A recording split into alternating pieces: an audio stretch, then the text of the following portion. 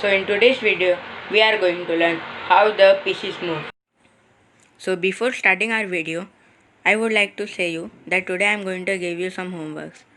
So please write me the answer in the comments below. I would like that if you do that. Thank you. So let's start. First we'll start with the king. And before that I would like to say you that the square e4, e5, d4 and d5. I'll highlight with that pawns. These four squares are the center of the board.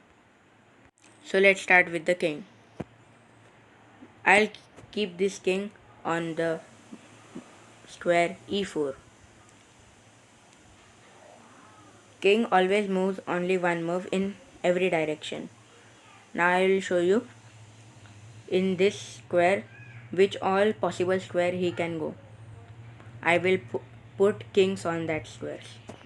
It can go to e5, f5, f4, f3,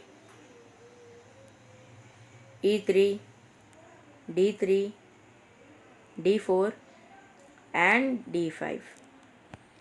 So this all possible 8 squares he can go.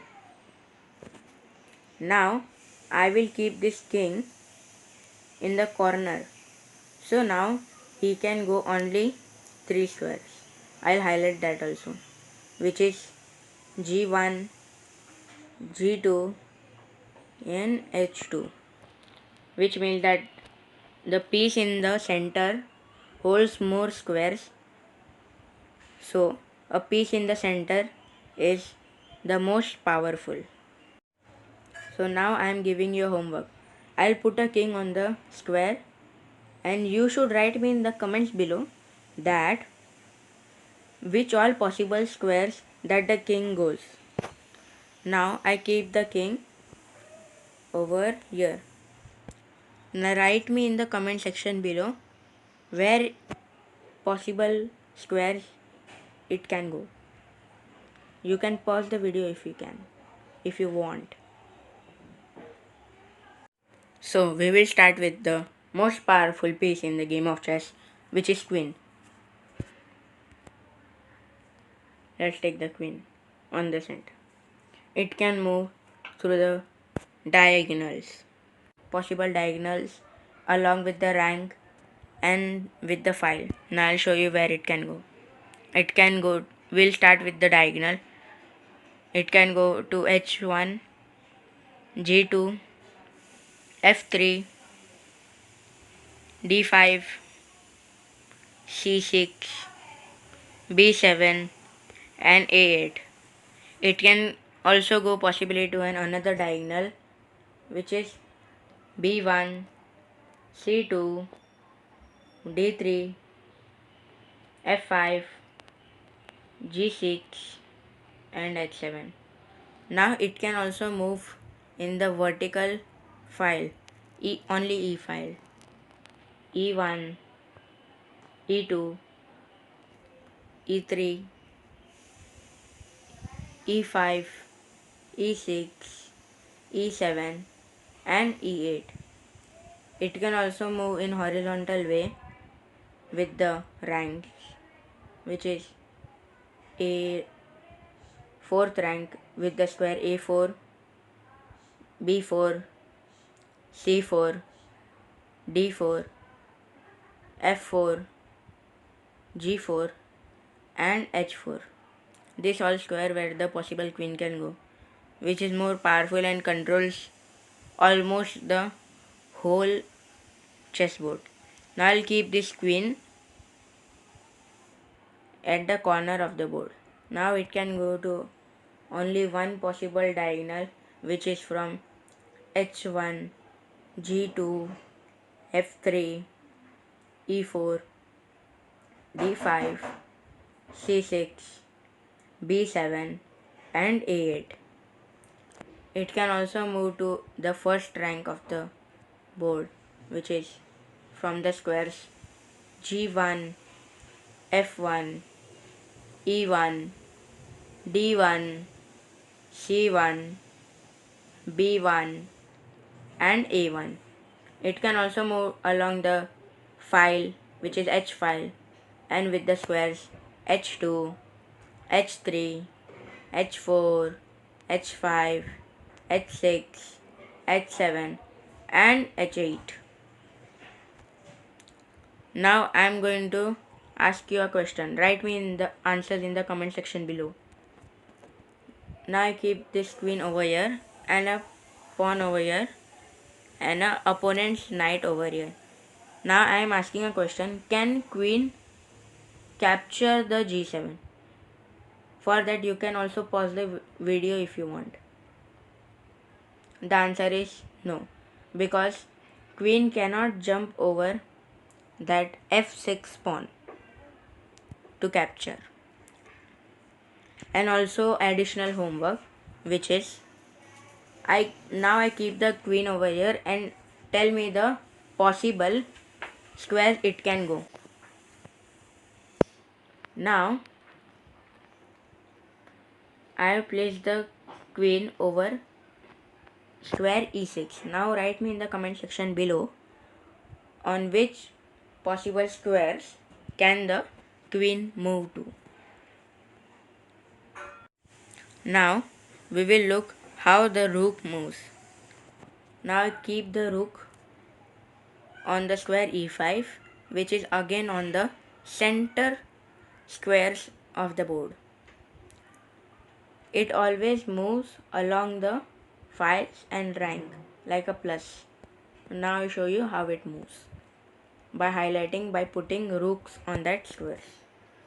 It can move along the file E from the squares E1, E2, E3, E4, E5, which is his current place, and E6, E7 and E8. Now along the fifth rank from the square A5, B5, C5, D5 and E5, which is his originated place. Now I am going to give you homework. I keep the rook over here.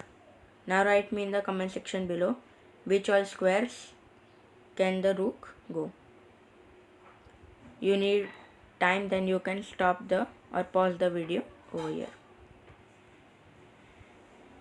Talk about the bishop. Bishop are of two colors. One is the light colored and one is the dark colored, which are positioned over here. Firstly, we will talk about the light colored square. Bishop I'll keep here. It always move along the diagonal. Now I'll show you at which possible squares it can go.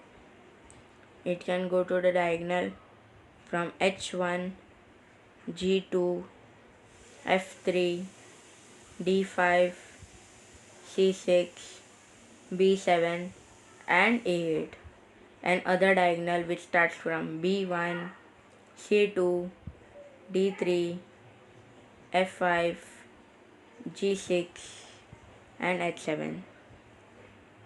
Now I'll show you from the dark bishop. I keep it on d4, which is also a central square. It can move to e5, f6, g7, h8, c3, b2 and a1, and also along the h2, g3, f4, d6, c7 and b8. Now while in the corner, it can go only to one diagonal. So from this we know that the bishop in the center is powerful. Almost all the pieces, almost not all the pieces of chess are stronger in the center of the board. Now we'll talk about the trickiest piece, which is knight. I'll place the knight on e5. Now knight moves along in the L shape, horizontally and vertically. How does it move? I will highlight by keeping the knight. It will go 2 steps ahead and take a right, or it can also take a left. Same, it can also go along the ranks, which is horizontal. It will move 2 steps ahead and take a move forward or backward. Now at this square, where else the knight can move, I'll highlight by keeping the knight there. It can go to d7, f7, and backwards d3 and f3, and horizontally g6 and g4, and the either side of the board c4 and c6. This all square the knight goes. I'll keep that knight over here. Now where else it can go, we'll see. It can go only to 2 squares, which means its power reduces. Therefore, knight is also powerful in the center. Now I'll give you a homework. If this is the position, can this knight go and capture the d6 pawn? If you need time, you can pause here. And the answer is yes, it can, because knight is the only piece which can jump over its own piece and the enemy's piece to capture it. And about the pawn, we have talked in the video before this one. I'll share the link of that in the description below, so please check it out. If you like this video, then please like, share and subscribe. And for the future videos, please hit the notification bell to get our videos the first. I am Rishi Rathod from Chess Lovers Academy signing off. Bye bye. We are here to promote chess. Stay safe, play chess. Goodbye.